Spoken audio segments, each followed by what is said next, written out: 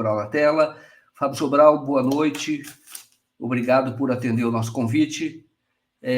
Eu passo você aí a sua palavra inicial, fazer a saudação. Quero lembrar apenas que o Fábio Sobral é professor da Universidade Federal do Ceará, no curso de graduação em Economia Ecológica e Ciências Econômicas e também do mestrado em Desenvolvimento e Meio Ambiente da Universidade Federal do Ceará. Ele é orientador de mestrado e coorientador de doutorado, atua principalmente nos seguintes temas: Marx, alienação, concepção circular da filosofia, filosofia, história econômica, história do pensamento econômico e economias alternativas. Enviem suas perguntas, que tenho certeza que vocês têm aqui um quadro bastante importante da Universidade Brasileira. Fábio, eu passo a palavra, então.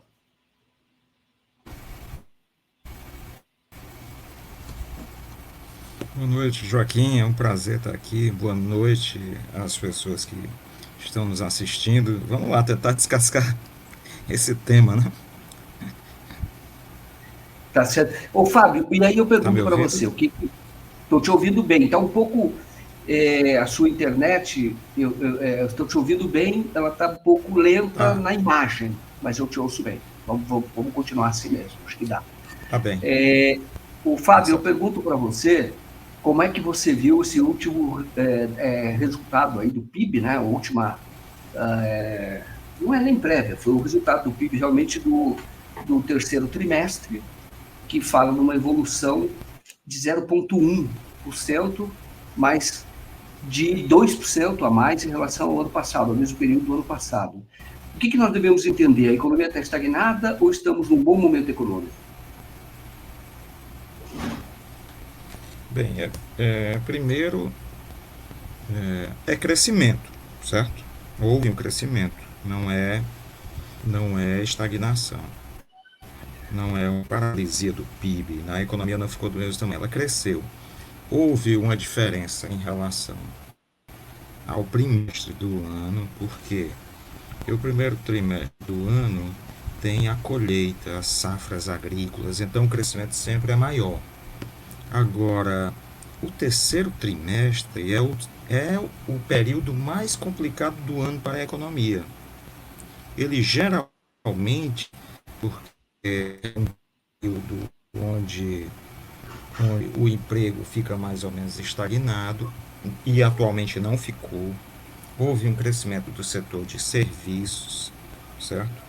E a normal fosse uma paralisia nesse período, mas não houve crescimento, né? Houve crescimento, foi concentrado no setor de serviços, que são esses do mundo do consumo, do atendimento de O profissionais Fábio, autônomos. desculpa, Fábio, Pois desculpa te interromper, é que as pessoas estão falando que estão te ouvindo mal por conta do tá um não. chiado no som e está bastante baixo.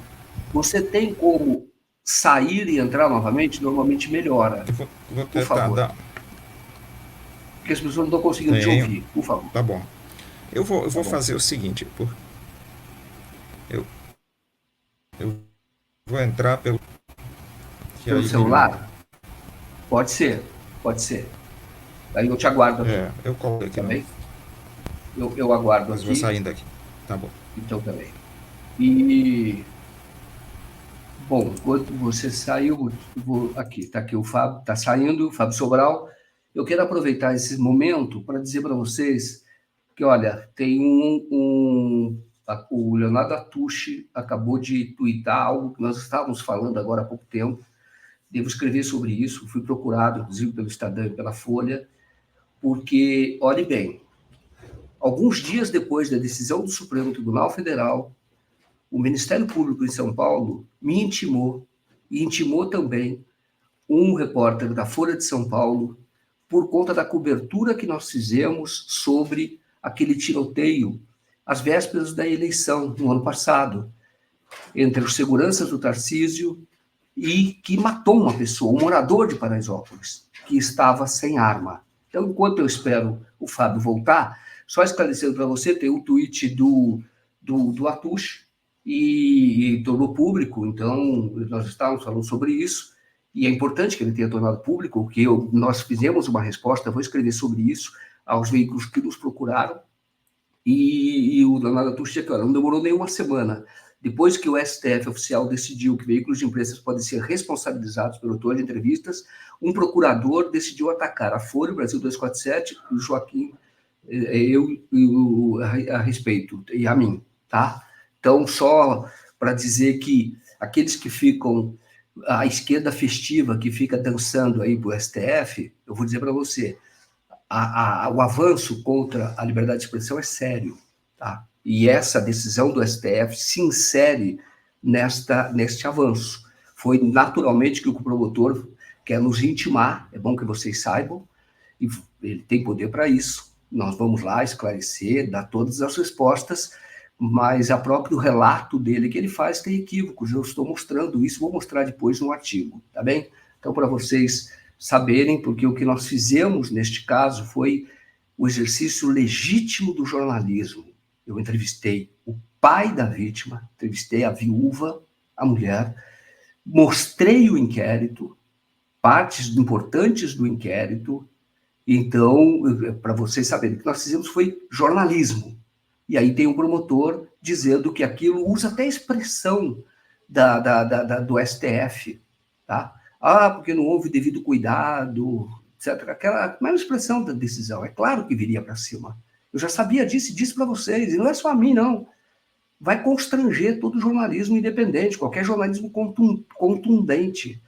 E nós vamos o defender, naturalmente. Tá? Então, só queria posicionar vocês, devo escrever um artigo logo depois da live, tá bom? E já respondi para os jornais, pode dizer que vocês tenham a resposta aos jornais que me procuraram, tá bom? Fábio, eu acho que melhorou agora, né? Opa, melhorou. Consegue me ouvir bem? Agora perfeito. Fábio, que bom, viu? Tá muito bem, porque às vezes isso acaba complicando um pouco o entendimento das pessoas, mas você estava falando que houve crescimento, sobretudo na área de serviços, quando eu te interrompi para dizer que as pessoas estavam falando que o teu som estava um pouco baixo. Então, óbvio. Pois houve um crescimento, principalmente no setor de serviços. A gente tem que entender que no Brasil, 70% da economia depende do consumo, Joaquim, entende? 70% do PIB brasileiro é feito pelas pessoas como nós, pessoas comuns, que consomem, que compram, certo? Que movimentam a economia. Quer dizer, e 95% do PIB, ele é voltado para o mercado interno. Nós temos uma economia essencialmente de mercado interno. Essa é uma vantagem gigantesca, porque é muito difícil competir nos mercados externos hoje, principalmente com uma série de países industrializados ou em industrialização, oferecendo produtos muito baratos. Então, o Brasil ter esse mercado interno, isso é uma riqueza, um potencial gigantesco. Então, o governo Lula, ao aumentar os benefícios sociais, ao criar novos programas de renda, ao permitir a retomada de obras, ao incentivar a expansão de novo do ensino e a recuperação de escolas, a retomada de programas de compras de alimentos para a educação básica. Tudo isso entra nos pequenos negócios. E esses pequenos negócios têm uma coisa que na economia, lá do Keynes, né, na verdade foi um economista que parece que criou esse termo, a Joan Robson, e o Keynes trabalhava com ela e usou no livro com a aceitação dela. Existe um efeito multiplicador, sabe? As coisas se multiplicam. R$1 não vira R$1 somente. Ele gira na economia e, dependendo do número de giros que ele dá, ele se transforma em mais reais. Se uma pessoa recebe um benefício previdenciário numa cidade do interior do Brasil, em todo o Brasil, ela vai comprar. Ela não vai queimar aquele dinheiro, não vai rasgar, né? Ela vai comprar. E ao comprar, movimenta o comércio, que movimenta a indústria, que movimenta o transporte, que movimenta uma série de atividades. Entende? Movimenta os serviços, de modo geral. Então, essa é a melhor política, você investir, vamos dizer assim, no consumo das pessoas, no consumo pessoal. Melhorar a renda das pessoas para que o consumo pessoal se eleve. Entende? Essa é a diferença de um PIB que hoje cresce e que esteve patinando nos últimos anos, ou até em decréscimo. E ele, antes da pandemia, no governo aí do Inominável, já vinha em decréscimo, né? Entende? Isso é verdade. Agora, Fábio, qual você entende que, você acha que o governo está no caminho certo para retomar um desenvolvimento, um crescimento sustentável ao longo do tempo?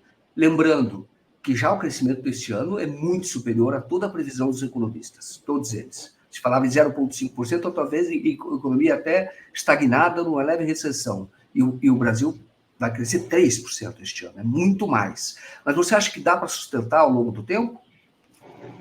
É assim, o efeito multiplicador vai até um certo ponto, certo? Vai até um certo ponto. Qual? Ele cria e expande a renda. Nós já temos uma taxa de desemprego em queda. Hoje, você tem por volta de 7,7% de taxa de desemprego, né? E essa taxa de desemprego é muito interessante, porque, assim, geralmente quando o país vem em crise, sabe? E começa a crescer, estranhamente, parece estranho para as pessoas, mas o desemprego cresce. Porque aquelas pessoas que tinham desistido de procurar emprego voltam a procurar, sabe? Elas estavam desalentadas para procurar emprego. E aí não. Ela disse, opa, surgiram oportunidades, eu vou procurar um emprego, vou voltar ao mercado de trabalho. Mas, engraçado, não surgiu esse fenômeno, sabe? Quer dizer, a taxa de desemprego, ela vem caindo. É sinal de que mesmo os desalentados estão sendo incorporados e a taxa de desemprego é decrescente, sabe? E isso tem um certo patamar. Qual é o patamar? Vamos dizer que você atinja um nível de desemprego muito baixo, por volta de 3%, 4%, já fica mais difícil você ter aquele efeito que eu falei, multiplicador, né? O consumo, os serviços irem crescendo. Aí você teria que dar um novo passo. Qual é o novo passo? Você crescer o emprego, qual é a tática agora? Aumentar a renda, entende? Aumentar a renda. Você tem, no começo do ano, o aumento do salário mínimo, né? O governo vai enfrentar problemas, porque desde as reformas do Temer, todas elas foram para reduzir o salário das camadas trabalhadoras. Então, o governo enfrenta um Congresso absolutamente conservador, reacionário na maioria das vezes, né, que trabalha constantemente pelas pautas neoliberais, ou diria até ultraliberais. Então, você teria dificuldades em recompor, por exemplo, a renda dos trabalhadores quando você tem um desmonte tão grande dos direitos trabalhistas e previdenciários. Entende? Só que há um movimento no mundo. Qual é o movimento? É o governo Biden, Joe Biden, nos Estados Unidos. Ele anunciou um plano de recuperação salarial e dos sindicatos. Nós observamos mês passado, terminou, uma enorme greve do setor automobilístico, dos metalúrgicos e metalúrgicas, né? Então, há um movimento de recuperação desses setores sindicais. Se os setores sindicais se recuperam, você tem a possibilidade de pressionando o Congresso a aprovar novos direitos. Há um movimento mundial por isso. E a gente pode se perguntar, e por que que o Biden está fazendo isso? Porque ou ele faz ou ele perde as eleições, entende? É um movimento que ele precisa fazer, né? Mas isso deixo para você perguntar, se Então, tá certo. precisa. Não, não, e a pergunta que eu faço é se essas reformas importantes, que são as reformas possíveis, né? Quero aproveitar até a colocação aqui da Cíntia Chaim 13. Ela fala o seguinte: olha, tem sites de esquerda que falam mal do Haddad e do Lula, falando que são liberais, por conta dessas decisões que foram tomadas. Mas me parece que no atual curso da economia não tem muito espaço para fazer algo diferente, tem? Não, essa economia está amarrada. As pessoas têm que perceber que o percentual de vitória do governo Lula foi uma vitória, né? Não há nada que se compare ao desgoverno criminoso que acabou, mas é um percentual muito pequeno, com um percentual, e ele obteve desproporcionalmente um percentual muito grande no Congresso, entende? Além disso, você tem a grande mídia Exato. martelando constantemente pelo conservadorismo, sabe? Então, você anda, na verdade, no fio da navalha, entende, Joaquim?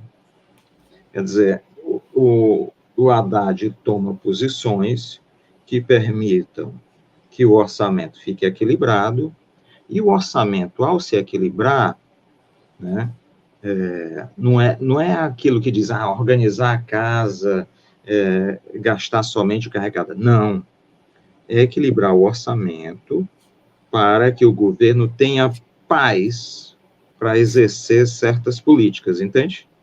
Então, ao permitir isso, ele pode estabelecer um potencial de crescimento nos anos seguintes. É meio que uma aposta de recuo para que nos anos seguintes, diante do crescimento, fique mais difícil para os setores de oposição constrangerem o governo e ele possa tomar atitudes mais ousadas, sabe? Então, uma das coisas centrais que ocorre é principalmente o aumento do real do salário mínimo. Porque o salário mínimo acaba puxando o salário das categorias que ganham um pouco mais. O Brasil é um país que tem uma renda baixíssima. Até 80% das camadas trabalhadoras, 80% ganham até 3 salários mínimos, entende? Então, esses salários têm uma referência no salário. Desculpa, só você fala 80% até 3 salários mínimos? Até 3 salários mínimos, exatamente. É a base da economia. Se você melhorar, melhora muito. É muito simples. É simples, assim, do ponto de vista lógico. Mas do ponto de vista político, não necessariamente é simples, né? Certo? Né? Mas do ponto de vista lógico, era o seguinte: se você tem 80% ganhando tão mal, e você permite uma elevação desse ganho, qual economia entraria em crise, né? Certo? Não há possibilidade, seria um crescimento. Isso é o crescimento sustentável. A base de uma política salarial é o crescimento sustentável. Então, o governo recua diante das, vamos dizer, não posso dizer chantagem, né, para não ser processado, mas diante dos constrangimentos oferecidos pelo Congresso, ele recua no orçamento geral para que ele tenha orçamento garantido para a elevação do salário mínimo, entende? Porque o salário mínimo baseia as pessoas que têm contrato por ele e também os benefícios previdenciários, sabe? As transferências previdenciárias. Isso joga uma massa de dinheiro, de consumo no mercado que impulsiona qualquer economia. Entende? Interessante. Você sabe que da outra vez, parece que esse foi o segredo do Lula. Não sei se eu vou falar que é certo, você economista pode me dizer. No primeiro mandato dele, no segundo, o Brasil começou a crescer muito. Mas o que ele está fazendo? Muitos diziam que ele estava endividando o país, o que não era verdade, aumentando o déficit. Não é. O que não era verdade. Então, o que ele está fazendo que de fato está crescendo? Ele estava aumentando a massa salarial, o salário e criou, o que eu digo é o seguinte, ele abriu uma nova fronteira de mercado, é o que todo mundo quer, que a China fez, é isso. Exato. Olha, você tem essa massa salarial consumindo, essa massa salarial, ao comprar qualquer produto, os produtos têm incidência de tributos, né? Então, isso eleva a arrecadação tributária.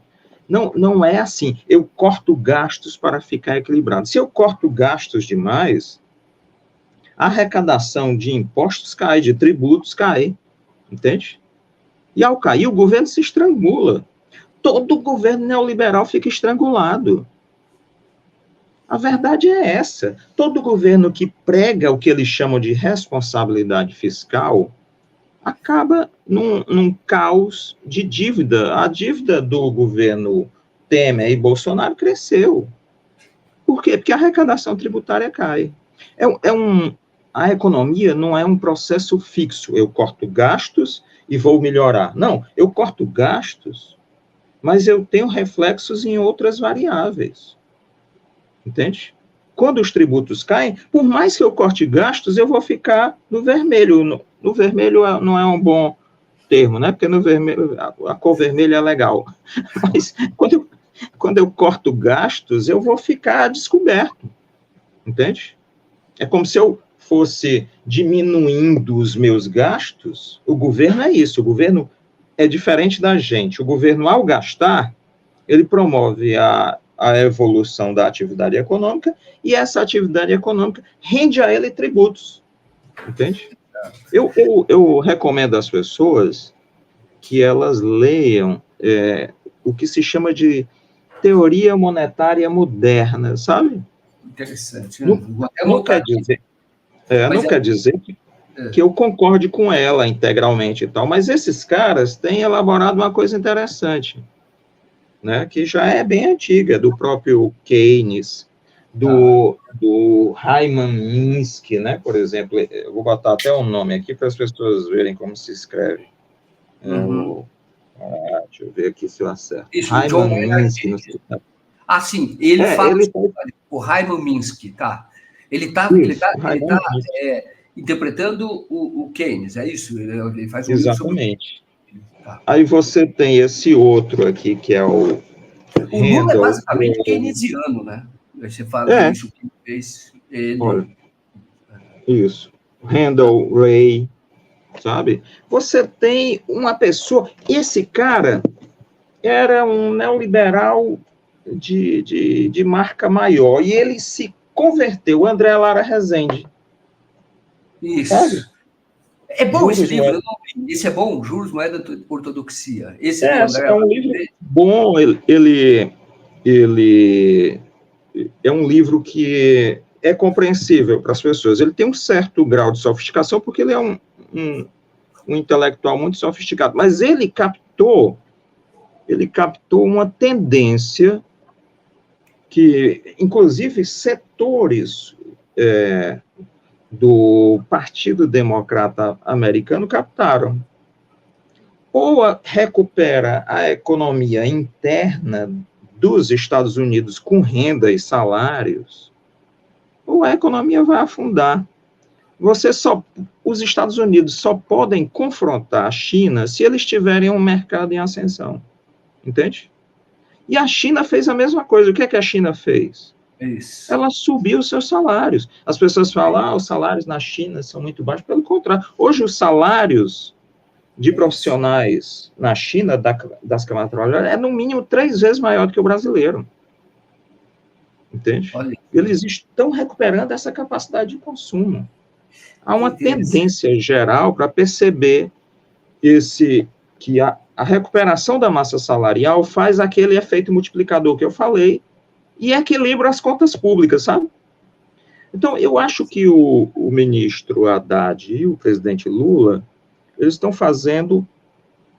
Eu vou fazer uma imagem assim, é como se... um recuo, aquele recuo que que um saltador em distância, não sei, né, ele dá antes de correr para saltar, certo? Então, houve um recuo para que ele possa promover um aumento do salário mínimo no começo do ano, com maior expressão do que o que ele deu nesse ano, entende? Se ele fizer isso, a economia, esses 80%, essa multidão de consumidoras e consumidores, vão fazer a economia girar muito mais rápido, entende? Né? E olha aí, o Brasil não está quebrado. Se as pessoas, eu peço às pessoas, eu ensino a meus alunos assim, eu mostro sites, né? Uhum. Eu peço que as pessoas entrem no site do Tesouro Nacional, certo? Tesouro Nacional. Aí, ele é um site, assim, meio grande. Do lado esquerdo, bem aqui, já mais do meio, tem uma coisa chamada, se eu não me engano, reserva líquida, certo? Olha, sabe quanto o Brasil tem em reserva líquida? O dinheiro em caixa. Ele tem 800 bilhões. Certo? Ele tem 800 bilhões. E olha que houve uma coisa meio estranha. De outubro para novembro, ele tinha 1 bilhão e 30 milhões, certo? Uhum. 1 bilhão não, 1 trilhão. 1 trilhão, eu estou com os meus números. Do governo, 1 trilhão, exato. Ele tinha 1 trilhão e 30 bilhões em outubro. Uhum. Aí, eu não sei por quê, eles resolveram pegar 20% disso e pagar de dívida pública interna. Então, caiu para 800 bilhões, certo? Exato. O Brasil tem 800 bilhões em caixa. Mas existem medidas legais, existem leis que proíbem que ele use isso no dia a dia. Tá claro? Uhum. O Brasil essa é a reserva de divisas, não é isso? A reserva cambial, não é isso? Não, essa daí tem reservas cambiais que são elevadas.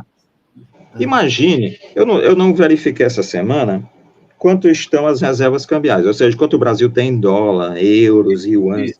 Isso. Mas vamos supor que faz o Brasil ser é difícil você atacar a economia, o real, porque o Brasil tem dólar, né, para pagar suas contas, que a Argentina não tem, outros países não têm. Exato. Mas o Brasil conseguiu, e acumulou essas reservas no governo Lula e Dilma. Isso é bom ficar claro. Aí imagine que o Brasil tenha 240 bilhões de dólares, certo?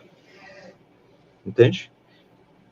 Com o dólar a mais ou menos, hoje está a 4,93, um dólar mais ou menos a R$5, né? 5 vezes 240 dá 1 trilhão e 200. Então, ele tem de reservas cambiais 1 trilhão e 200 bilhões. Mas não pode mexer por força de lei. E ele tem, na reserva do Tesouro, na reserva líquida do Tesouro, 800 bilhões. Ou seja, vamos somar 1 trilhão e 200 mais 800 bilhões, nós temos 2 trilhões de reais parados. É claro. Né? Por que não pode mexer nas reservas cambiais? Tudo bem, é um protetor contra crises externas, mas você poderia pegar 20 bilhões de reais e promover um programa de recuperação ambiental. Tá? Isso dá emprego, né?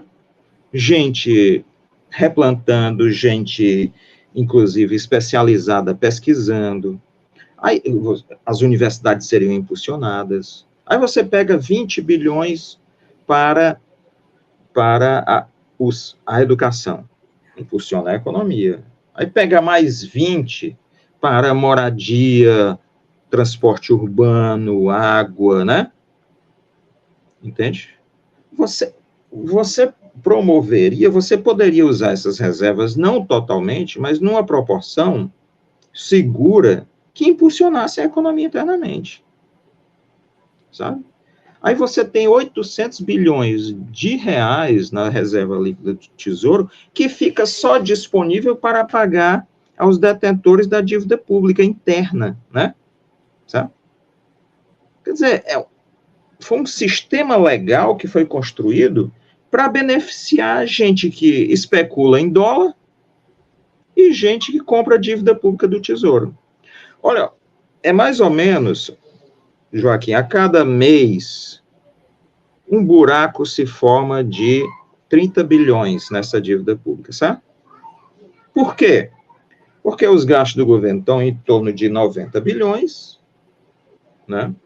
Em torno de 90 bilhões, e ele amortiza 60, ou seja, ele paga 60, fica devendo 30. Ou seja, o governo paga 90 bilhões num mês, né? Ele se endivida 90 bilhões e paga 60. Ou seja, ele está pagando 30 extra, né? Se você dividir, eu até dividi aqui para ver, não sei onde é que está a minha calculadora, está aqui. Você divide 800 por 30, certo? 800 por 30, você tem 26 meses de orçamento. 26 meses dá 2 anos e 2 meses. Isso, se não entrasse R$1. Entendi. Quer dizer, dinheiro tem, né? É isso, dinheiro tem. Dinheiro tem, dinheiro. O governo agora, não está estrangulado. Deixa eu só fazer uma colocação que acho que é importante. Por exemplo, a Rússia está fazendo uma guerra porque ela tinha reservas cambiais elevadas. E sancionaram metade das reservas. Ela continuou com reservas elevadas. Estava com 600 bilhões de dólares, se não me engano. O Brasil é 380, algo assim. Mas eu digo, a China também tem. E ela investe essas reservas nos Estados Unidos, em títulos americanos. Vai lá de longo prazo, ela faz investimento lá. O que eu pergunto é, elas não são necessárias, essas reservas? São. Eu não estou propondo que as reservas sejam queimadas integralmente. Mas uma parte... Ora, as reservas são o quê? Quais são os principais produtos de exportação do Brasil? Os 4 principais.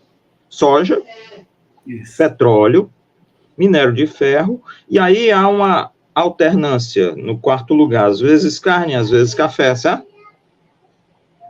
Esses 4 produtos.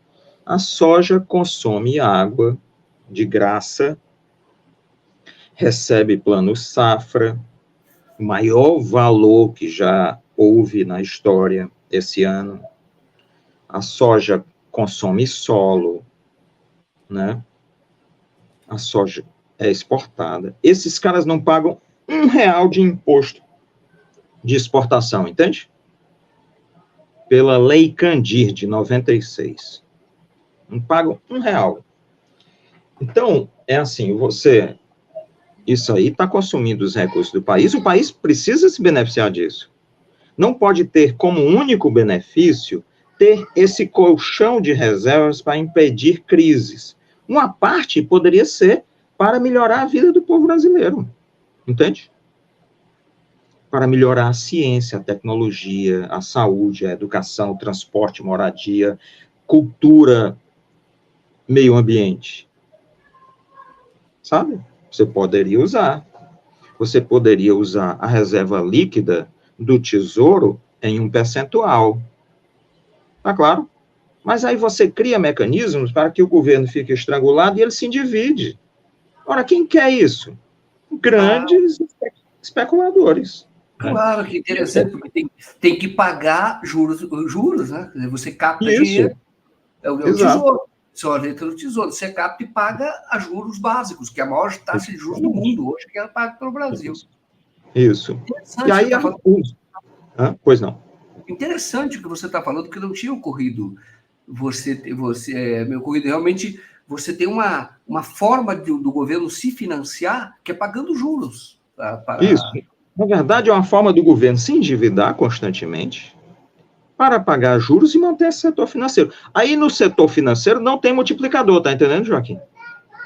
Isso entra em aplicações financeiras, isso não circula no interior do país, não circula nas periferias das grandes cidades, não circula nos restaurantes, não circula nas casas de show, não circula nas lojas, não circula em canto nenhum. Fica girando no mundo virtual financeiro. Exato, Né? exato. Agora, E é uma alegria, né? Para quem tem dinheiro e ganha, olha, de fato uma forma de enriquecer sem fazer nada. Né?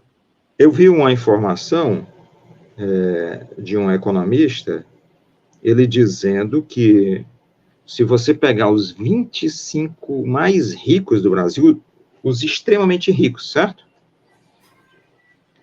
O mais pobre, vamos dizer assim, o mais pobre dos mais ricos, ele ganha 1,5 bilhão de reais por ano. Não é ele tem patrimônio de 1,5 bilhão, ele ganha de renda.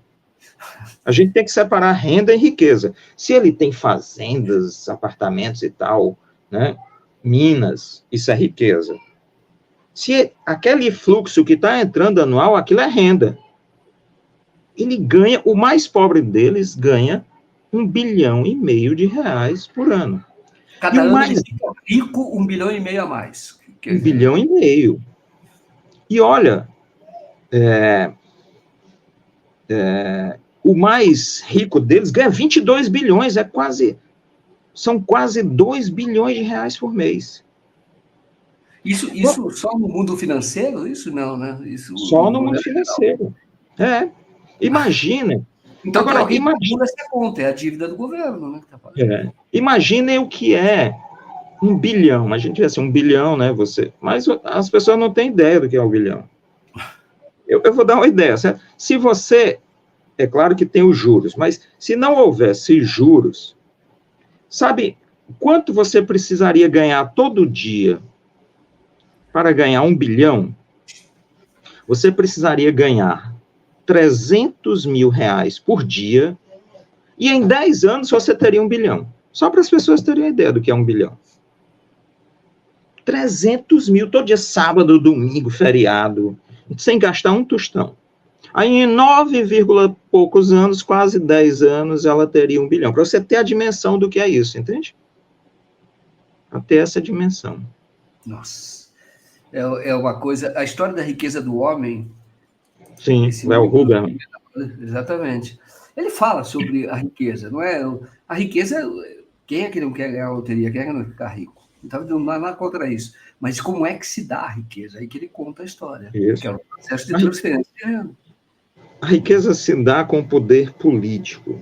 Se você tem poder político, você pode votar uma lei que, ao exportar, você não paga impostos. Não paga imposto de exportação. Certo? Aí você vota essa lei. E mantém essa lei desde lá o período do Fernando Henrique Cardoso, a Lei Candir. Aí você vota uma lei e coloca um governo que coloca subsídios em larga escala. Entende? Subsídios em larga escala. Você vai controlando o poder político de uma forma que você fica rico, e extremamente rico. Tá claro? Poder político é que faz a riqueza, né? Faz a riqueza ser concentrada. Olha, aí eu tenho duas informações. Uma é sobre a China e os títulos públicos americanos. Há 3 anos atrás, mais ou menos, a China tinha 4 trilhões da dívida pública americana, certo? 4 trilhões. As coisas estão mudando. Ela se desfez dos títulos, e o Japão está fazendo a mesma coisa. Estão se desfazendo dos títulos americanos. A China hoje tem 800 bilhões da dívida pública americana, ou seja, de 4 trilhões para 800 bilhões, né? Certo? Mais ou menos ela tem hoje cerca de 20% do que tinha há 3, 4 anos atrás. Entende? Então a gente pode esperar mudanças nisso. E olha, existe um mecanismo internacional chamado de arbitragem. Esses mega especuladores, eles pedem dinheiro emprestado no Japão. E empréstimo no Japão é assim, se você pega 100, você tem que pagar 96, são juros negativos, sabe? Entende? Aí você transforma isso em dólar e vem para cá, entra no mercado de dólar brasileiro e recebe de presente do Banco Central 8% de juros positivos. Não é né? Ele ganha 4% lá e 8% aqui. Como não ficar rico? Entendeu? Não tem como não ficar rico. Claro, se o cara tem grandes recursos, consegue fazer isso, e ele vai ficar com uma riqueza que não é dele, esse é do povo através dos seus impostos que paga. Isso, através dos impostos, através dos tributos, através da atividade e do sofrimento diário de milhões, centenas de milhões de pessoas. Isso as pessoas não percebem que nós temos um sistema que é muito parecido com os grandes impérios do passado, sabe? Eu preciso manter gente subjugada e trabalhando para mim. Olha, existe um economista chamado Lance Taylor, eu não vou conseguir mostrar porque eu só tenho digital, comprei ele digital. Ele fala sobre a desigualdade nos Estados Unidos. De 1980, ano do governo Reagan começa, certo? Até 2008, as camadas trabalhadoras americanas perderam 25% da sua renda real. O que é que isso quer dizer? Quer dizer que ela compra 25% a menos de produtos, sabe? 25%. Ao mesmo tempo, o número de bilionários estourou, mais de 700 nos Estados Unidos. Não, são fenômenos desligados, né? Esses economistas conservadores vêm dizer para mim, não, os pobres, eu disse, não existe gente pobre. Existe gente empobrecida, sabe? Gente mantida e aprofundada numa condição de pobreza. Não há pessoas naturalmente pobres. Isso que você falou politicamente tem um resultado. É por isso que a extrema-direita cresce lá. Que oferece uma alternativa, porque a estrutura atual empobreceu as pessoas. Empobreceu. Olha, na França há um debate enorme, o número de intelectuais franceses debatendo isso é muito grande, né? Por exemplo, existe um autor, esse livro tem em português, sobre a França, O Fim da Classe Média, certo? Christophe Guilly é o nome dele. Ele escreveu também em francês, A França Periférica. Tem um casal de pesquisadores, o casal Pinson, que se escreve P-I-N-C, cedilha O-N. Tem um livro deles muito interessante, A Violência dos Ricos. Isso não está traduzido, sabe? Está em francês, né? A Violência dos Ricos. Os guetos de Gotha. Então, esse pessoal, o próprio, um economista, esse Lance Taylor que eu citei, o Joseph Stiglitz, né? Tem um cara que ganhou o prêmio Nobel, aí chamado Angus Deaton, um escocês. Aí ele escreve sobre economics, como se fosse teoria econômica na América, economics em América, nos Estados Unidos, né?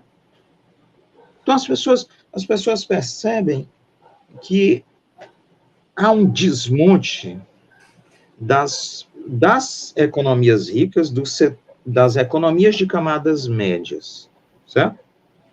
O próprio Thomas Piketty, né, com o Capital no século XXI. Sim. Então, há uma compreensão de que os fenômenos estão interligados, empobrecimento e enriquecimento. Exatamente. E eles são fruto de medidas políticas tomadas, de escolhas políticas. Entende? Interessante. Eu gosto muito da conversa quando ela é aprofundada, assim, bem interessante. E nada é casual. Isso é um projeto. Nada. Tudo pensado, é tudo pensado. Exatamente. Aí, essas camadas médias lá nos países mais ricos, elas perderam a paciência, sabe, Joaquim? Elas perderam a paciência e apostam, não existe mistério. Camadas empobrecidas, elas tendem a ter um grande apelo de extrema-direita, de nazismo, de fascismo, sabe? Perfeito. grande apelo. É isso. Né?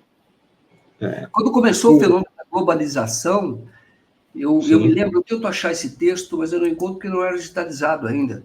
Lá no governo George W. Bush, tinha um conselheiro da CIA que ele escreveu um artigo, ele era um conselheiro que era da CIA, fazia análises para o governo George W. Bush. Ele publicou um artigo que eu lembro bem. Eu trabalhava na Veja na época, nós sempre publicamos. Eu estou querendo achar esse texto. E que ele diz, por que o fascismo é a opção do futuro? Porque ele falava do fenômeno da globalização. Isso. 92, isso.